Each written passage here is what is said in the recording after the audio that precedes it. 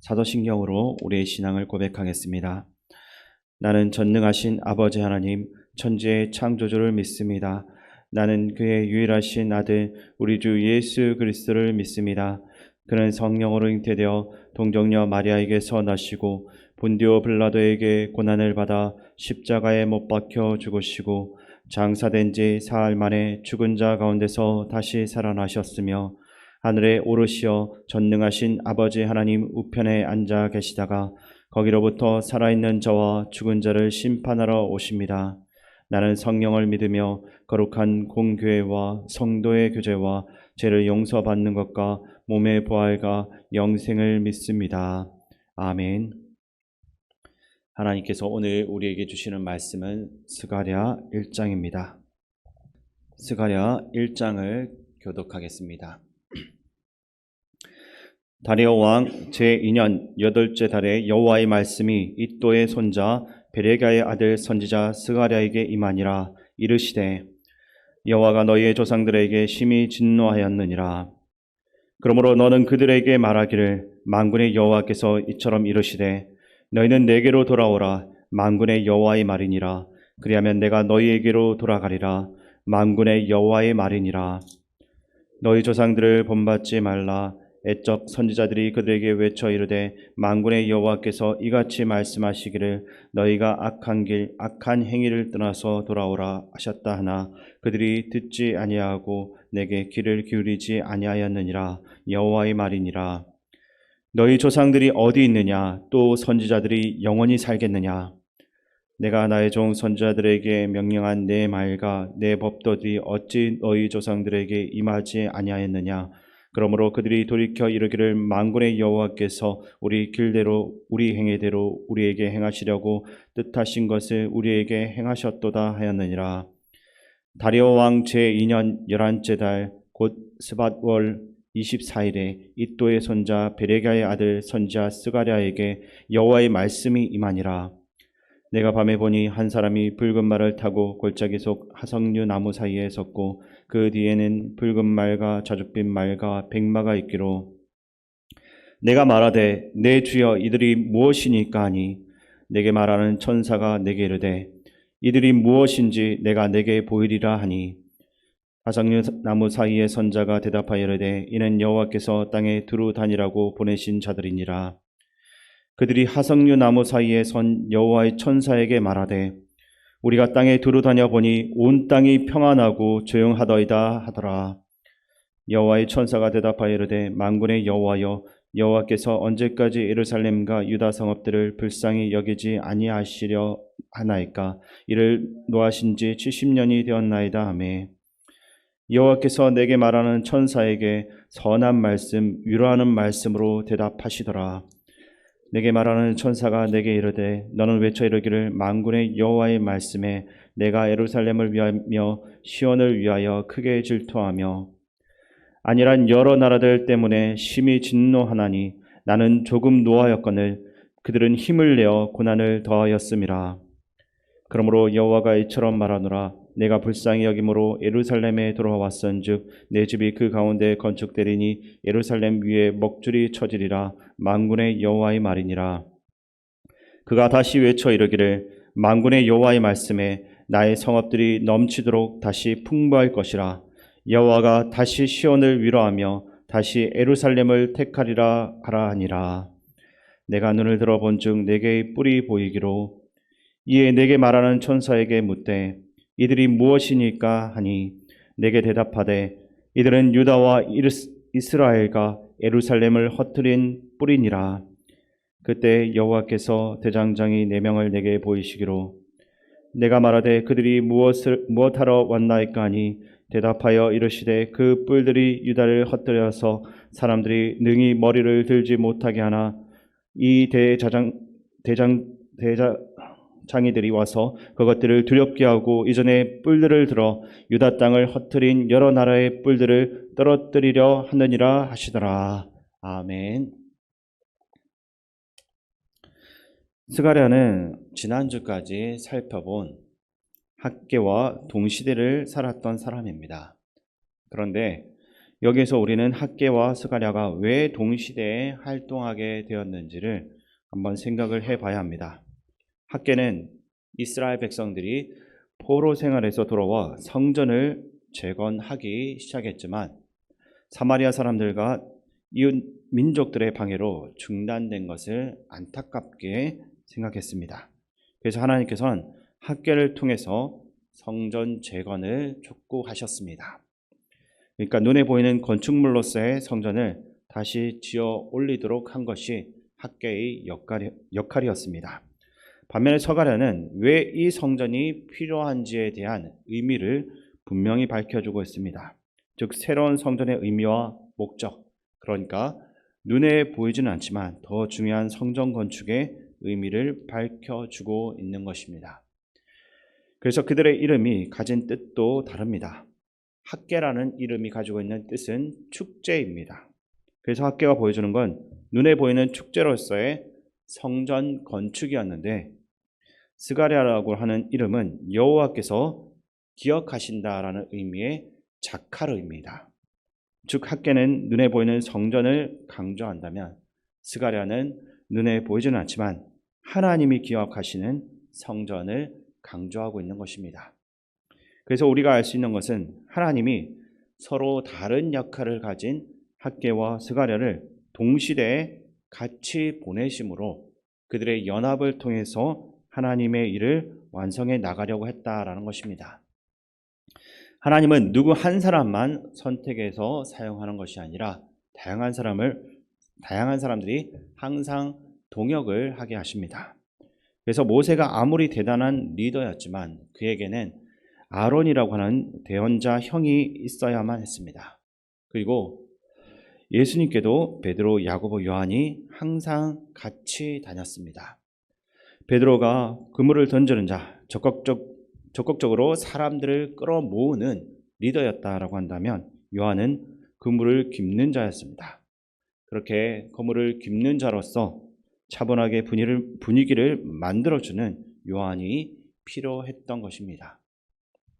그렇게 그물을 깁는 그것처럼 우리에게도 마찬가지입니다.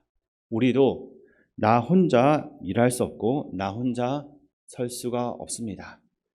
사역에 있어서 아무리 한 사람이 특출나게 뛰어나도 함께 해야 한다는 것이 너무나 중요합니다. 그래서 가능하면 나와 다른 성향이 있는 사람들이 있으면 배척하기보다는 나와 너무 달라서 힘든 그 사람도 한번 끌어안아보고 그와 함께 동역을 해야 될 것입니다.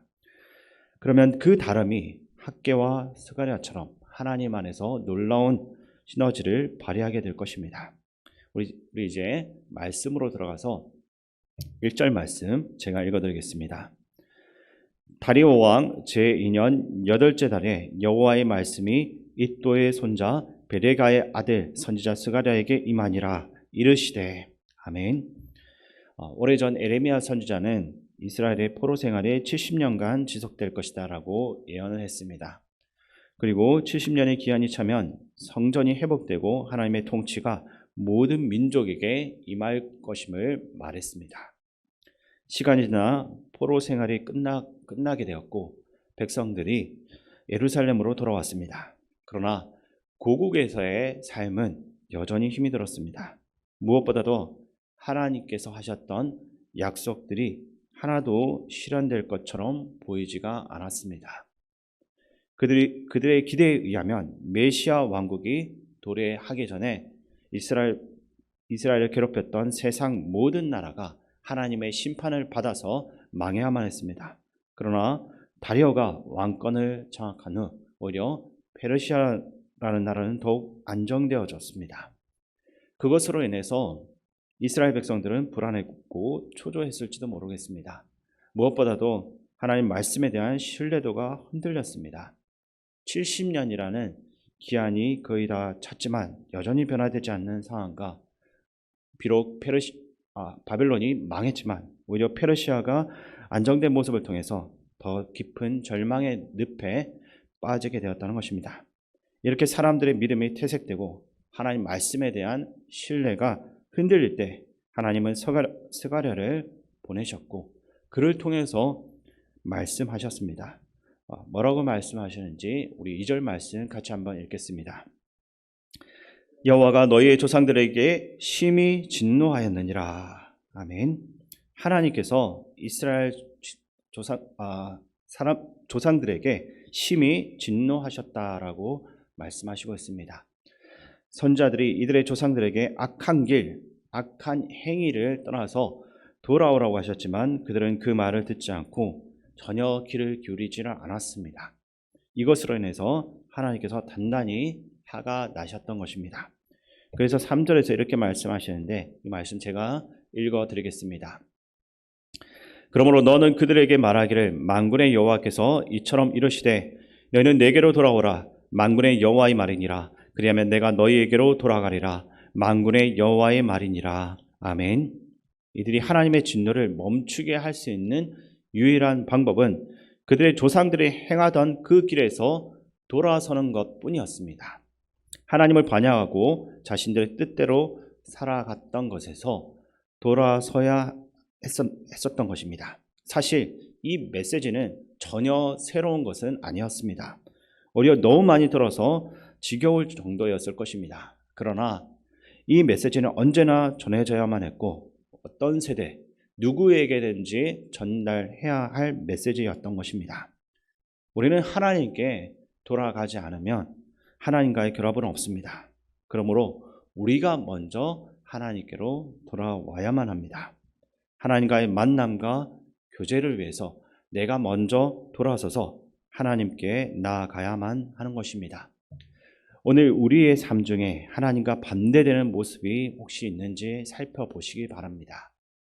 우리 조상들이 했던 불순종과 악한 행위를 버리지 못하여서 여전히 그것을 취하고 있다면 그 모든 것을 버리고 하나님께로 돌아오는 오늘 하루의 삶이 되길 바랍니다. 이어서 오늘 본문에서는 독특한 두 개의 한상이 등장하고 있습니다. 첫 번째 한상은 말 탄 사람에 대한 한상입니다. 어떤 사람이 붉은 말을 타고 골짜기의 하석류 나무 사이에 서 있습니다. 그 뒤에는 붉은 말과 자줏빛 말과 흰 말들이 있습니다. 그때 스가랴가 물었습니다. 이것들이 무엇입니까? 그러자 하석류 나무에 서 있는 사람이 말을 합니다. 이 말들은 여호와께서 온 땅을 둘러보라고 보내신 말들이다. 이어서 온 땅을 둘러보고 온 말 탄 사람이 보고를 하게 됩니다. 우리가 온 땅을 둘러보니 모든 것이 조용하고 평안했습니다. 그러자 천사는 그 보고에 실망하는 듯이 보입니다.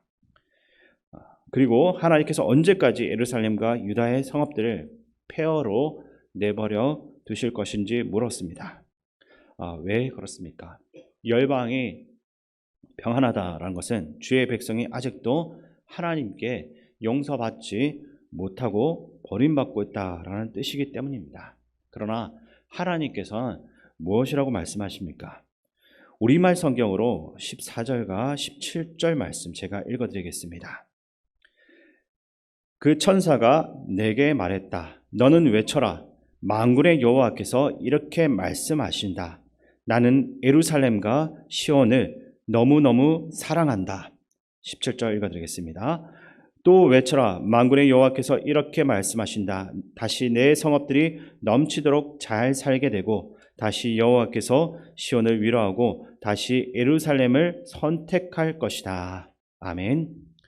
예루살렘과 시온을 너무 사랑하시는 하나님께서는 결코 당신의 백성을 버리지 않았습니다. 하나님의 사랑과 관심이 끊어진 것만 같은 상황 속에서도 하나님은 여전히 그의 백성들에게 관심이 있으셨습니다. 그리고 하나님은 여전히 천사들을 보내셔서 온 세상을 둘러보며 주의 백성을 보호하고 계셨던 것입니다. 내가 생각하는 것과 너무나 다르기 때문에 슬프고 좌절하고 낙심하며 주를 향한 믿음이 흔들릴 때도 하나님의 관심은 여전히 사랑하는 주의 백성에게 있으며 끝까지 그 맺었던 언약을 반드시 지키시는 것입니다. 그러므로 우리는 그 하나님을 신뢰해야 할 것입니다. 언약을 주시고 그 언약을 지키시는 하나님, 그럼에도 불구하고 우리에게 관심을 가지시고 우리를 끝까지 사랑하시는 하나님을 신뢰해야 되는 것입니다. 주어진 상황과 환경이 나를 두렵게 만들지라도 여전히 끝까지 나를 사랑하시고 나에 대한 관심을 놓치지 않는 하나님만을 바라보며 그분과 깊은 교제의 시간을 나눌 수 있는 오늘 하루가 될 수 있기를 주님의 이름으로 축원드립니다. 우리를 너무나 사랑하시는 하나님 아버지, 우리의 삶 속에 항상 함께 하시고 우리를 눈동자처럼 보호하시는 하나님의 사랑에 감사를 드립니다. 그 사랑이 우리와 늘 함께함을 기억하고 주님께서 우리를 통해서 이루실 하나님의 역사를 기대하며 오늘 기쁨으로 살아가는 그리스도인이 되게 하옵소서. 늘 주님의 말씀 앞에 서서 우리의 모습을 돌이키게 하시고 주님의 뜻을 이 땅 가운데서 세워 나갈 수 있도록 인도하여 주옵소서. 우리를 사랑하시는 예수 그리스도의 이름으로 기도드립니다. 아멘. 주기도문으로 예배를 마치겠습니다. 하늘에 계신 우리 아버지, 아버지의 이름을 거룩하게 하시며 아버지의 나라가 오게 하시며 아버지의 뜻이 하늘에서와 같이 땅에서도 이루어지게 하소서. 오늘 우리에게 일용할 양식을 주시고 우리가 우리에게 잘못한 사람을 용서하여 준 것 같이 우리 죄를 용서하여 주시고 우리를 시험에 빠지지 않게 하시고 악에서 구하소서. 나라와 권능과 영광이 영원히 아버지의 것입니다. 아멘. 이 시간 말씀을 가지고 기도할 때 악한 길에서 돌아서서 하나님께 나아가는 삶을 살아가고 주어진 상황과 환경이 나를 끊임없이 두렵게 만들어도 여전히 나를 사랑하시고 나에게 관심이 있으신 하나님만을 바라보는 오늘이 되게 하여 주옵소서라고 기도하시기 바랍니다. 그리고 나라와 민족, 이 땅의 지도자를 위해서 기도하시고 또한 우리 교회와 성도님들을 위해 기도하실 때 어르신과 한우들, 특별히 내일 내 수술 예정인 김진영 집사님 회복을 위해서 기도하시고 군 복무적인 청년들과 그리고 다음 세대 각 부서와 선생님들을 위해서 기도해 주시기 바랍니다. 마지막으로 세계 각지에서 복음 전하기 위해 수고하는 성회사님과 담임 목사님 위해서 기도해 주시기 바랍니다. 존귀하신 아버지 하나님, 우리가 살아가면서 하나님 말씀대로 살아가지 못하고 한계를 들어설 때가 많습니다. 그때마다 오늘 말씀을 기억하면서 돌아설 수 있게 도와주시옵소서. 내 상황이 너무나도 좋지 않고 너무나도 극한 환경 가운데 있다 할지라도 끝까지 우리에게 관심을 가지시고 우리를 너무나 사랑하시는 하나님을 바라볼 수 있게 도와주시옵소서. 우리와의 언약을 지키시는 그 하나님을 신뢰하게 도와주시옵소서.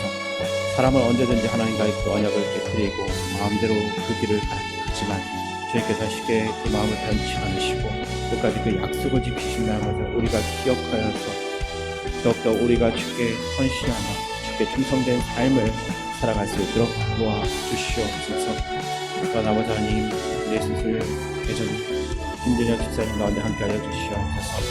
아버지 하나님, 내 종양 수술이 깨끗하게 치유되어서 완전 회복된 몸으로 다시 돌아올 수 있도록 도와주시옵소서. 두려움 가운데 그 수술 전에 갈지라도 하나님께서 붙들어 주시어서 평안한 가운데 수술을 잘 받고 나올 수 있게 도와주시옵소서.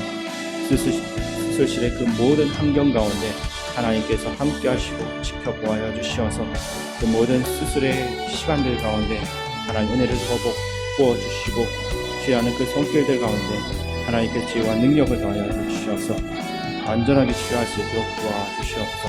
조금도 실수함이 없도록 주님께서 붙들어 주시어서 한 번의 수술로 완전히 치유될 수 있도록 도와주시옵소서. 주님.